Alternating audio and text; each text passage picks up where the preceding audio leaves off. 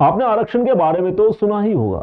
OBC reservation, EWS reservation, SC ST quota, लेकिन क्या कभी रिवर्स रिजर्वेशन के बारे में सुना है? यानी उल्टा आरक्षण। ऐसा आरक्षण जिसमें फायदा उन्हें मिलता है जिन्हें आरक्षित वर्ग में रखा ही नहीं गया। सुनकर अजीब लगा तो जरा ध्यान से सुनिए।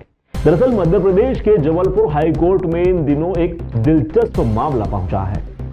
आरोप यह है कि हाईकोर्ट की सिविल जज, स्टेनोग्राफर और कोर्ट मास्टर जैसी भर्तियों में आरक्षण के नियमों का गलत मतलब निकालकर रिवर्स रिजर्वेशन लागू कर दिया गया है। मामला उठाया गया मध्य प्रदेश पिछड़ा वर्ग अधिवक्ता कल्याण संघ ने, जिनका कहना है कि भर्ती प्रक्रिया पारदर्शी नहीं है। आरक्षित वर्ग के उम्मीदवारों के नंबर सामान्य वर्ग से ज्यादा थे, फिर भी उन्हें बाहर कर दिया गया और चयन समिति ने आरक्षित वर्ग के अधिकारियों की संख्या भी काफी कम रखी। इसमें आरक्षण अधिनियम की मूल भावना ही कमजोर पड़ गई। संघ ने अपने लेटर में एक दिलचस्प डेटा भी दिया। सिविल जज भर्ती में 31 अनारक्षित 14 बैकलॉग पद निकाले गए, जबकि नियम के अनुसार बैकलॉग पद सिर्फ आरक्षित वर्ग के लिए होने चाहिए थे।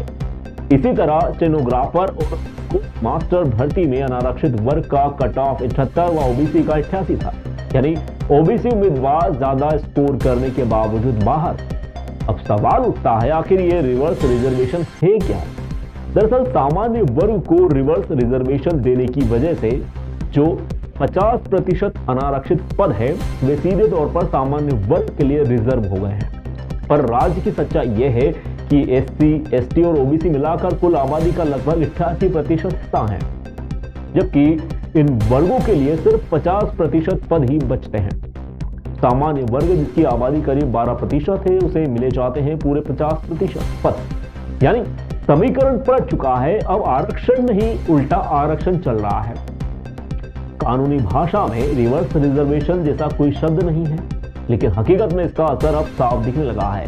अब यह संघ मांग रहा था कि हाई कोर्ट की भविष्य की भर्तियां लोक सेवा आयोग या कर्मचारी चयन मंडल जैसी स्वतंत्र एजेंसी से करवाई जाए, ताकि चयन प्रक्रिया पर सवाल ना उठे। अब नजरें टिकी है क्या इस रिवर्स रिजर्वेशन विवाद पर चीफ जस्टिस कोई सख्त कदम उठाएंगे, या फिर यह मामला भी बाकी विवादों की तरह फाइलों में दफन हो जाएगा।